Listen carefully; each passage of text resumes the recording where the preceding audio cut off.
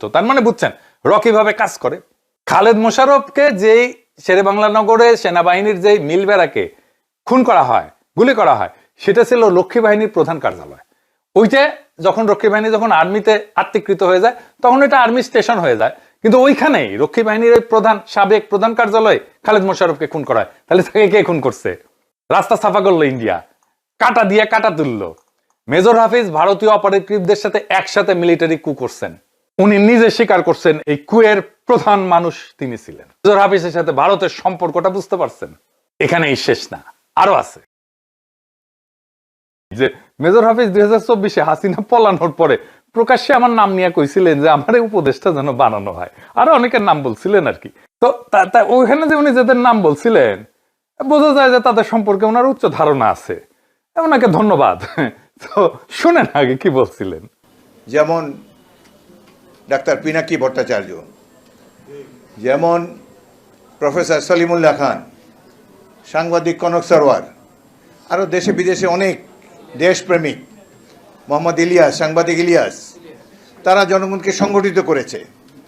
তারা পরিবার পরিজন সহ নিগৃহীত হয়েছে এদের হাতে। এই ধরনের ব্যক্তিরা যারা বিপ্লবকে সংগঠিত করার জন্য, জনগণকে সুসংগঠিত করার জন্য ভূমিকা রেখেছেন, এই ধরনের ব্যক্তিদের নিয়ে গঠিত হলে আমরা আরো আশ্বস্ত হতাম।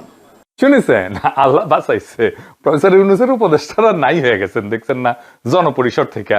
বিশেষ করে একটা প্রস্তাবিত নির্বাচনের পুরা দায় প্রফেসর ইউনূসের সরকারের সবাইরে চিরকাল বহন করতে হবে। নিজেরাও বুঝে না রাজনীতি, কারোর কথা শুনেও নাই। যাই হোক, পুরানা ফেদলা আর না পারি, উনারা বাংলাদেশের রাজনীতিতে আর কোনো ভূমিকা রাখতে পারবেন না যদি না কোনো দলে জয়েন করেন। কোনো দলে জয়েন করলেও খুব একটা ভালো গুরুত্ব পাইবেন বলে আমার মনে হয় না। ইন্ডিপেন্ডেন্ট ভয়েস হিসেবে উনাদের আখেরি বিদায় হয়ে গেছে। কেউ যদি মনে রাখে বা স্মরণ করে তাহলে তাদের সীমাহীন অপদার্থতার জন্য আর বিপ্লবটাকে বেহাত করার জন্য তাদেরকে স্মরণ করবে আর গালাইবে সারাক্ষণ। যাই হোক, হাফিজ ভাইয়ের কথা অনুসারে উপদেষ্টা ফুপদেষ্টা হইলে আজ আমারও অন্তরালে চলে যেতে হইতো। তাই বললাম, আল্লাহ বাঁচাইছে আর কি। মেজর হাফিজ সেদিন এত মমতা নিয়ে, স্নেহ নিয়ে কথা বলছিলেন আমার নাম নিয়ে, তারপরে উনারে নিয়ে এই এপিসোড করতে যে নিজের সাথে যুদ্ধ করতে হয়েছে। কিন্তু আমি আমার দর্শকের কাছে যে দায় সেটাকে তো উপেক্ষা করতে পারি না। হাফিজ ভাই আমারে ক্ষমা করবেন, আপনি একজন অতি সজ্জন রাজনীতিবিদ, একজন ফাইনেস্ট সমরবিদ এবং সামরিক কমান্ডার। আমার ডিপ রেসপেক্ট আছে ব্যক্তিগতভাবে আপনার প্রতি। কিন্তু আজকে আমি যে প্রশ্নগুলো তুলব সেই প্রশ্নগুলোর উত্তর জানা জাতির জন্য অত্যন্ত জরুরি। এবং আমার মনে একটা গভীর শঙ্কা কাজ করতেছে আপনার নিয়ে, বিশেষ করে আপনার এই অ্যাপয়েন্টমেন্টটা হওয়ার পরে। সেই শঙ্কা দেশবাসীকে জানানো আমার দায়িত্ব এবং কর্তব্য। কারণ হাফিজ ভাই, আপনি বাংলাদেশের রাজনৈতিক এবং সামরিক ইতিহাসের একজন অন্যতম প্রধান চরিত্র, ইংরেজিতে বলা যায় লিভিং এনিগমা। সেই কারণে আপনাকে কেন স্পিকার বানানো হইল, এই নিয়োগ কি বার্তা দেয়, সেটা আমাদের অবশ্যই পর্যালোচনা করতে হবে। আসেন প্রথমে দেখি মেজর হাফিজ আসলে কে এবং তার জীবনে তিনি কি কি অর্জন করছেন এবং কি কি করছেন। আসেন সেটা আমরা একটু দেখি। মেজর হাফিজ পাকিস্তান আর্মিতে কমিশন পান। কাকুলে ওনার ট্রেনিং হয়। ওনার ট্রেনার ছিলেন স্বয়ং জিয়াউর রহমান। 1971-এ বাংলাদেশের স্বাধীনতার জন্য যুদ্ধ করেন, পরে বাংলাদেশ সেনাবাহিনীতে যোগ দেন। তিনি জিয়াউর রহমানের পিএস ছিলেন। মেজর হাফিজের ভাষ্যমতে জিয়া 1974-এ ওনার বার্ষিক গোপনীয় প্রতিবেদন, যেটাকে ইংরেজিতে বলে এসিআর, সেখানে মেজর হাফিজকে সেনাবাহিনীর সর্বোচ্চ দায়িত্ব পালনের উপযোগী করে গড়ে তোলার কথা লিখছিলেন জেনারেল জিয়া। এরপরে উনি আর একটা খুব গুরুত্বপূর্ণ সামরিক কুতে যুক্ত ছিলেন। 3রা নভেম্বর খালেদ মোশাররফ যে কু করে, সেই খালেদ মোশাররফ ছিল 46 ব্রিগেডের ব্রিগেড কমান্ডার। সেই ব্রিগেডের ব্রিগেড মেজর ছিলেন এই মেজর হাফিজ। সেই কু মানে খালেদ মোশাররফের সেই কুয়ের পরিকল্পনা এবং কার্যকর করার বিশেষ কেন্দ্রীয় ভূমিকা ছিল এই মেজর হাফিজের। এই কুতে জেনারেল জিয়াকে সেনাপ্রধানের পদ থেকে অপসারণ করা হয় এবং বন্দী করা হয় পরিবার সহ। মেজর হাফিজ এই কুয়ের প্রধান সমন্বয়কারী ছিলেন। ব্রিগেড মেজর আসলে কি, এটা জানা থাকলে আপনি বুঝবেন মেজর হাফিজের এই কুতে কি ভূমিকা ছিল। আসেন দেখি ব্রিগেড মেজরটা কি।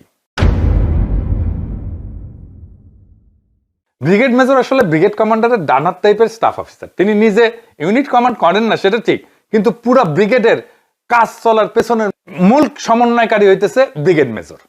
ব্রিগেড কমান্ডার সিদ্ধান্ত নেন আর ব্রিগেড মেজর সেই সিদ্ধান্তকে বাস্তবায়নের ব্যবস্থা করে। তার মানে ব্রিগেড কমান্ডার যদি মন্ত্রী হয় তাহলে ব্রিগেড মেজর হইতেছে সচিব, বুঝিছাও। তার মূল দায়িত্বগুলো হইল অপারেশন প্ল্যানিং, মানে ব্রিগেড কোথায় যাবে, কিভাবে মোতায়েন হবে, যুদ্ধ বা অপারেশনের পরিকল্পনা তৈরি করা, বিভিন্ন ব্যাটালিয়নের ভূমিকা ঠিক করা, এইটা ব্রিগেড মেজরের কাজ। মানে মাঠে কিভাবে লড়াই হবে সেটার খসড়া ব্রিগেড মেজর বানায়। অর্ডার ইস্যু করা বা কমান্ডার যেটা বলে দিছে তার সিদ্ধান্তকে লিখিত অফিসিয়াল অর্ডারে রূপ দেওয়া, এটা ব্রিগেড মেজরের কাজ। এই অর্ডার সব ইউনিটে পৌঁছায় ব্রিগেড মেজর। কমান্ডারের কথা ব্রিগেড মেজরের মাধ্যমে ফর্মাল অর্ডার হিসাবে রূপ পায়। এরপরে কোঅর্ডিনেশন, মানে ব্রিগেডের অধীনে থাকা সব ব্যাটালিয়নের সাথে যোগাযোগ রাখা, কে কোথায় আছে কি করতেছে সব আপডেট রাখা, এটা ব্রিগেড মেজরের কাজ। সিচুয়েশন মনিটরিং, যুদ্ধক্ষেত্র বা অপারেশনের অবস্থা ট্র্যাক করা, রিপোর্ট সংগ্রহ করে কমান্ডারকে জানানো, এটা ব্রিগেড মেজরের কাজ। ডিসিপ্লিন এবং রুটিন স্টাফ ওয়ার্ক, ব্রিগেডের আভ্যন্তরীণ শৃঙ্খলা, ডেইলি মিলিটারি কাজ, ডিউটি, রোস্টার, মুভমেন্ট, এই সব কিছুই ব্রিগেড মেজর করে। তাহলে এই ৩রা নভেম্বরে খালেদ মোশাররফের কুয়ের বিষয়টা পুরাটা অপারেশনের কাজ, মাঠের কাজ করছে মেজর হাফিজ। এই কুয়ের বিষয়টা খুবই গুরুত্বপূর্ণ, কারণ ১৯৭৫-এ সোহরাওয়ার্দীর বডিগার্ড জয় বাংলা হওয়ার পরে আওয়ামী এবং ভারতপন্থীদের একটা কাউন্টার কু ছিল খালেদ মোশাররফের এই কু। অনেকে অনেক কথা বলার চেষ্টা করে যে খালেদ মোশাররফ ভারতপন্থী না, খালেদ মোশাররফ অ্যান্টি আওয়ামী লীগ ইত্যাদি ইত্যাদি মেলা কিছু হ্যান ত্যান। কিন্তু আমি আজকে এইটা মেজর হাফিজের বই থেকে দেখাই দেবো, এই কু ছিল বাকশালকে ফিরে আনার কু। উনি একটা বই লিখছেন, সেটার নাম হইতেছে সৈনিক জীবন, গৌরবের ৭১, রক্তাক্ত ৭৫। হ্যাঁ, এটা কে ছাপিছে জানেন? হ্যাঁ, কে ছাপিছে জানেন? তাহলে সব বরাবর হয়ে যাবে, বুঝে যাবেন আর কি। বুঝি চাও ছাপিছে ফুন্দের আলো, দেখি চাও দেখে দেন এডিটর সাহেব। এই বইটাই সে কুয়ের বিস্তারিত তিনি লিখেছেন। কেন খালেদ মোশাররফের নভেম্বরের এই কুটা আওয়ামী লীগকে ফিরে আনার কু ছিল। মেজর হাফিজ ১৯৭৫-এর আগস্টের সোহরাওয়ার্দীর বডিগার্ডের জয় বাংলা হয়ে যাওয়ার ঘটনাকে বলতেছেন অসাংবিধানিক প্রক্রিয়ায় প্রেসিডেন্টকে হত্যা করা। ১৯৭৫-এর বিপ্লবীদেরকে উনি বলতেছেন খুনি। তিনি ১৫ই আগস্টের ঘটনাকে বিপ্লব বলে মনে করেন না, বা বাকশালের অবসান বলে মনে করেন না। তিনি মনে করেন ৭৫-এর ১৫ই আগস্টে অসাংবিধানিকভাবে প্রেসিডেন্টকে খুন করা হয়েছে, কিছু খুনি যে খুন করছে। চিন্তা করেন তাহলে উনার ন্যারেটিভ কি? এটা কার ন্যারেটিভ? এটা তো আওয়ামী লীগের ইন্ডিয়ান ন্যারেটিভ। তার মানে মেজর হাফিজ আওয়ামী লীগ এবং ইন্ডিয়ান ন্যারেটিভকে এই বই লেখার সময় জাস্টিফাই করছেন। এটাতে উনি বিশ্বাস করেন, উনি এই মানুষ। খালেদ মোশাররফের এই কুতে রক্ষী বাহিনী থেকে আত্মীকৃত অনেক সৈনিক এবং অফিসার খালেদ মোশাররফের সাথে যোগ দিছিল। একটা রক্ষী বাহিনী ব্যাটালিয়ন যেটা ২২ ইস্ট বেঙ্গল রেজিমেন্ট ছিল, সেটা ৩রা নভেম্বরের কুতে অংশ নিছিল। ব্রিগেডিয়ার নুরুজ্জামান ছাড়াও lieutenant colonel Howlader, captain Dipak, এই রক্ষী বাহিনীর এই সমস্ত অফিসাররা এই কুতে গুরুত্বপূর্ণ ভূমিকা পালন করে। আর এই মেজর এই ক্যাপ্টেন দীপক, সে তো ৪ঠা নভেম্বর সাফায়েত জামিলের নেতৃত্বে বঙ্গভবনে ঢুকে মন্ত্রিসভার বৈঠকের মধ্যে প্রেসিডেন্ট খন্দকার মোস্তাক আহমেদকে পিস্তল ধরে গুলি করতে গেছিল। এই যে এই কুটাকে যে ভারতপন্থী কু বলা হয়, তার পেছনে প্রধান প্রমাণ হিসেবে কাজ করে ওই অভ্যুত্থানের রক্ষী বাহিনী থেকে সদ্য রূপান্তরিত সেনা পদাতিক ব্যাটালিয়নগুলোর অপারেশনাল উপস্থিতি। তারাই আসলে কাজগুলো করছে, বেশিরভাগ কাজগুলো। ঢাকার মিরপুর এবং সাভারে এরকম রক্ষী বাহিনী থেকে রূপান্তর করা, সেনাবাহিনীতে আত্মীকৃত করা এরকম ৫টা ব্যাটালিয়নকে এই অভ্যুত্থানে সংশ্লিষ্ট করা হয়েছিল। এটা করছিল মেজর হাফিজ। রক্ষী বাহিনী ছিল আদতে মুজিব বাহিনী, আপনারা জানেন রয়্যাল ট্রেনিং পাওয়া মুজিব বাহিনী রক্ষী বাহিনী হয়। খালেদ মোশাররফ নিজে অ্যান্টি ইন্ডিয়ান হইতে পারে, তাতে কি যায় আসে? সেই জন্যই হয়তো তারে মেরে ফেলা হয়েছিল। জিয়াউর রহমানকে হত্যার ঘটনায় অভিযুক্ত সামরিক কর্মকর্তাদের মধ্যে অন্তত ৪ জন ছিল রক্ষী বাহিনী থেকে আত্মীকৃত। তার মানে বুঝছেন রকি ভাবে কাজ করে।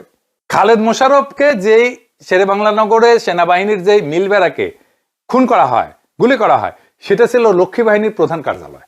ওইটা যখন রক্ষী বাহিনী যখন আর্মিতে আত্মীকৃত হয়ে যায়, তখন এটা আর্মি স্টেশন হয়ে যায়। কিন্তু ওইখানেই রক্ষী বাহিনীর প্রধান, সাবেক প্রধান কার্যালয়ে খালেদ মোশাররফকে খুন করা হয়। তাহলে তাকে কে খুন করছে?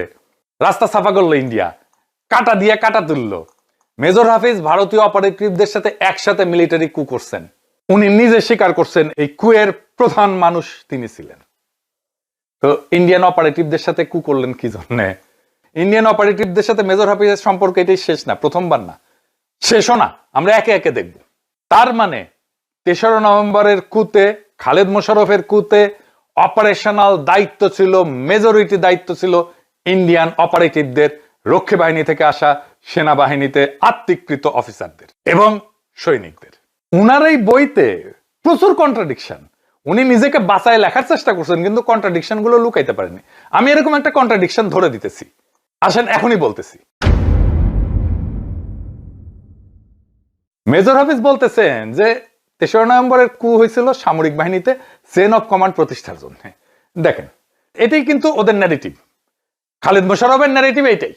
সামরিক বাহিনীতে যদি চেইন অফ কমান্ড প্রতিষ্ঠার জন্য কু হয়ে থাকে তাহলে জেনারেল জিয়াকে কেন গ্রেপ্তার করা হইলো? কিন্তু সেনা প্রধান, আপনি নিজে চেইন অফ কমান্ড ব্রেক করে সেই কমান্ড প্রতিষ্ঠা করতে যাচ্ছেন, এটা কি সোনার পাথর বাটি? এটা হইল? আচ্ছা, তারপরে কু ব্যর্থ হইলে মেজর হাফিজকে গ্রেপ্তার করা হয়। গ্রেপ্তার করে রাখা হয় কোথায় জানেন? মানে হাসিনার বাড়িতে, গণভবনে রাখা হয়, যেখানে হাসিনা ছিল ওইখানে রাখা হয় বেশ কয়েক সপ্তাহ। তার কোর্ট মার্শাল হবে, সে জানে কোর্ট মার্শাল হবে এবং তার কোর্ট মার্শালের প্রস্তুতি নেওয়া হইতেছে। উনি এই কোর্ট মার্শাল ফাঁকি দিয়া ওখান থেকে পালান, গণভবন থেকে। তারপরে ব্রাহ্মণবাড়িয়াতে পালাই যায়, ইস্ট বেঙ্গল রেজিমেন্টের একটা ব্যাটালিয়নের উপরে চাইপা বসে, ওইখানে অধিনায়ক হয়ে যান। উনি কোর্ট মার্শাল থেকে পালায় যায় একটা সামরিক বাহিনীর রেগুলার ফোর্সের অধিনায়ক হয়ে যায়। ওনার কোর্ট মার্শাল উনি গ্রেপ্তার আছেন, ওখান থেকে পালায় যায়, উনি বাহিনীর একটা ব্যাটালিয়নের অধিনায়ক হিসেবে চাইপা বসতে পারেন। আর ওইখান থেকে সৈনিকদেরকে দিয়ে দাবি তোলানো হয় মেজর হাফিজকে এই ব্যাটালিয়নের কমান্ডার হিসেবে পোস্টিং দিতে হবে। এটা কি মামার বাড়ির আবদার? এখানে চেইন অফ কমান্ড ব্রেক হয় না। এই ব্রাহ্মণবাড়িয়াতে জেনারেল মঞ্জুর আসে মেজর হাফিজকে বোঝানোর জন্য, জেনারেল এরশাদ আসে ওনাকে বোঝার জন্য, শেষে জিয়াউর রহমান নিজে আসে, তখন সে প্রধান সামরিক আইন প্রশাসক, নিজে আসে, রাতে থাকে ওইখানে ব্রাহ্মণবাড়িয়াতে। আর উনি সৈনিকদেরকে দিয়ে বলান যে ওনাকে অধিনায়ক বানাইতে হবে। এটা কি মামার বাড়ির আবদার? এটা চেইন অফ কমান্ড ব্রেক করা না?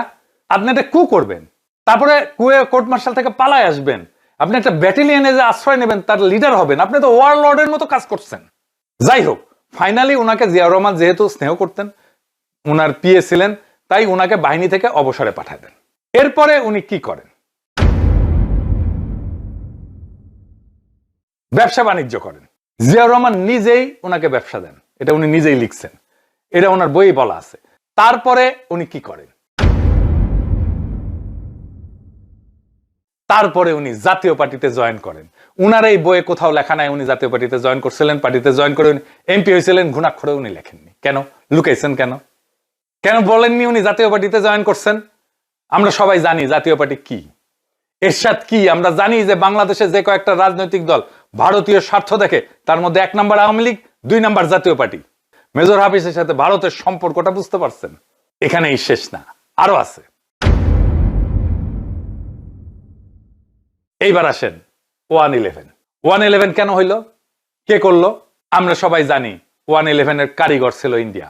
ফুন্দের আলো আর দিল্লি স্টার ভারতকে দিয়া আমেরিকার সাহায্য নিয়ে 111 ঘটাইল। 111 এর ঘোষিত লক্ষ্য ছিল -2, মানে বিএনপি আওয়ামী লীগ দুইটাকেই বাংলাদেশের রাজনীতি থেকে নিশ্চিহ্ন করে দেওয়া হবে। কিন্তু গোপন লক্ষ্য ছিল আসলে বিএনপিকে ধ্বংস করে দেওয়া। এই বিএনপিকে ধ্বংস করে দেওয়ার ফুট সোলজার ছিলেন এই মেজর হাফিজ। বানায় বলতেছি না, প্রমাণ আছে। সংস্কারপন্থী বিএনপি বলা মেজর হাফিজ বিএনপিকে ভেঙে আরেকটা দল করেন সাইফুর রহমানকে নিয়ে, এবং ওই দলের জেনারেল সেক্রেটারি হন মেজর হাফিজ, আর চেয়ারপারসন হন সাইফুর রহমান। খন্দকার দেলোয়ার হোসেনকে বহিষ্কার করে হুমকি দিয়ে বিএনপির দখল নেওয়ার চেষ্টা করেন সাইফুর রহমান এবং মেজর হাফিজ, এমনকি মৃত্যুর হুমকি দেওয়া হয়। এই দলে ছিল জেনারেল মাহবুব, মির্জা ফখরুলের বনজামাই। মধ্যরাতের ওই বিএনপির কমিটিকে তৃণমূলের নেতাকর্মীরা মাইনা নেয় না। এই জন্যই জিয়ার মাজারে মির্জা ফখরুলের বনজামাই জেনারেল মাহবুবকে জুতা পেটা করে বিএনপির কর্মীরা জামা কাপড় ছিঁড়ে ফেলে। অবাক কাণ্ড। নির্বাচন কমিশন এই সাইফুর রহমান মেজর হাফিজের বিএনপিকে বিএনপি হিসেবে স্বীকৃতি দেয়, চিঠি দেয় আলাপ করার জন্য। সাইফুর রহমান মেজর হাফিজের বিএনপিকে বিএনপির নির্বাচনী প্রতীক ধানের শীষ দেওয়ার সিদ্ধান্ত নেওয়া হয়। একই সময় লুৎফুজ্জামান বাবুরকে 17 বছরের জেল দেওয়া হয়। সেই সময় খন্দকার দেলোয়ার হোসেন বেগম খালেদা জিয়ার পক্ষে দৃঢ়ভাবে না দাঁড়ালে বিএনপি ধ্বংস হয়ে যায়। খন্দকার দেলোয়ার হোসেন বলছিলেন, চেয়ারপারসনের দেওয়া দায়িত্ব জীবন দিয়ে হলেও পালন করব। মারাত্মক অসুস্থ তিনি, বারডেম হাসপাতালে উনি ভর্তি। ওইখান থেকে ভগ্ন শরীর নিয়ে দৃঢ়ভাবে বিএনপিকে রক্ষা করছিলেন খন্দকার দেলোয়ার হোসেন, ওনাকে স্যালুট। আর একই সাথে একই দিনে সাইফুর রহমান বলছেন, একজন লোকের জন্য দল একটা থাকতে পারে না। আওয়ামী লীগ উল্লাস শুরু হয়। আওয়ামী লীগের সাধারণ সম্পাদক জিল্লুর রহমান বলে, আওয়ামী লীগে মধ্যরাতের কু হওয়ার কোনো সম্ভাবনা নাই, মানে বিএনপির ধ্বংস হওয়া শেষ, ওনারা কনফার্ম হয়ে গেছেন। মেজর হাফিজ খালেদা জিয়ার সাথেও বিশ্বাসঘাতকতা করছেন। একদিকে বিএনপি ভেঙে ফেলার চেষ্টা করা হচ্ছে, অন্যদিকে ওই পত্রিকাতে দেখেন মইনু আহমেদ বোস্টনে যায় সজীব ওয়াদের জয় 5,500-এর সাথে মিটিং করতেছে। একই সময় পত্রিকার নিউজ দেখেছেন, একই সাথে কতগুলো ঘটনা, কিভাবে বিএনপিকে ধ্বংস করে আওয়ামী লীগকে নিয়ে আসার সমস্ত প্ল্যান পাক্কা। এই মেজর হাফিজকে স্পিকার বানানো হলো। এমন একটা পদে যেটা আদতে রাষ্ট্রপতি পদের পরেই। রাষ্ট্রপতির পদ শূন্য হইলে স্পিকার অস্থায়ীভাবে রাষ্ট্রপতির দায়িত্ব পালন করেন, এটাই সাংবিধানিক নিয়ম। স্পিকার পদটা শুধু প্রোটোকল না, এটা একটা সাংবিধানিক ব্যাকআপ পজিশন। তাই এই নিয়োগটা কেবল সম্মান সূচক না, বরং ভবিষ্যৎ ক্ষমতা সম্ভাব্য পুনর্বিন্যাসের ইঙ্গিত বহন করে। আর উনাকে কেন, এবার বোঝা গেছে উনাকে কেন। আগে যা যা আলাপ করলাম সেই জন্যই উনি কারণ উনি বিএনপির কি কেউ না, উনি বিএনপির কেউ না, উনি খালেদ মোশাররফের একজন অ্যাসোসিয়েট, উনি ৩রা নভেম্বরের কুয়ের একজন কুশীলব, উনি বিএনপি ভাঙার একজন কুশীলব, উনি একজন আপাদ মস্তক মুজিব প্রেমী। উনাকে কোন ভবিষ্যৎ কাজের জন্য ব্যাকআপ রাখা হলো? খেয়াল করলে দেখবেন জোকার হামিদ থেকে শুরু করে মুজিব বাহিনী থেকে আসা লোকদের প্রেসিডেন্ট বানানো হয়। বিএনপি রেজিম পারলে ফজা পাগলাকে প্রেসিডেন্ট বানাইতো, যেহেতু পারে নাই বিকল্প মেজর হাফিজ। মুক্তিযোদ্ধা করে চিল্লাইতেছে। এবার বুঝিছেন তো আসল সিস্টেম কোথায়? মিলে এবার একটা রাষ্ট্রকে বুঝতে হইলে তার ভাষণ না, তার নিয়োগ দেখতে হয়, কারা কোথায় বসছে। এটাই বলে দেয় রাষ্ট্র কার হাতে। মেজর হাফিজকে স্পিকার বানানো কোনো বিচ্ছিন্ন সিদ্ধান্ত না, এটা একটা স্পষ্ট রাজনৈতিক বার্তা। বাংলাদেশে ভারতীয় স্বার্থের প্রশ্নে যারা আগে কাজ করছে বা সেই পরিসরের সাথে যুক্ত ছিল, তাদেরকে এখন স্ট্র্যাটেজিক পজিশনে, কৌশলগত পজিশনে বসানো হইতেছে। এখানে ব্যক্তি গুরুত্বপূর্ণ না, প্যাটার্ন গুরুত্বপূর্ণ। এই প্যাটার্ন যদি ধারাবাহিক হয় তাহলে বুঝতে হবে রাষ্ট্র কোন দিকে যাইতেছে এবং ভবিষ্যতে কি ধরনের সিদ্ধান্ত আমরা দেখতে পারি। কারণ শেষ পর্যন্ত কে কোথায় বসতেছে এই একটা প্রশ্নের ভেতরে লুকায় থাকে রাষ্ট্রের আসল চরিত্র কি। বাংলাদেশের পরে দেখবেন খুবই কৌশলে একের পর এক ভারতীয় স্বার্থের পুনর্দখল। তারেক রহমানের অবর্তমানে অস্থায়ী প্রধানমন্ত্রী শিলং সালাউদ্দিন হবে, মির্জা ফখরুল না। কিন্তু সিগন্যাল ধরতে পারতেছেন হাসিনাকে ফিরানোর দরকার আছে ইন্ডিয়ার। আজকে মেজর হাফিজের বরাতে যে ইঙ্গিত দিলাম সেই ইঙ্গিতের সাথে মিলাই দেখবেন কে কিভাবে এই রেজিমে ক্ষমতাবান হইতেছে।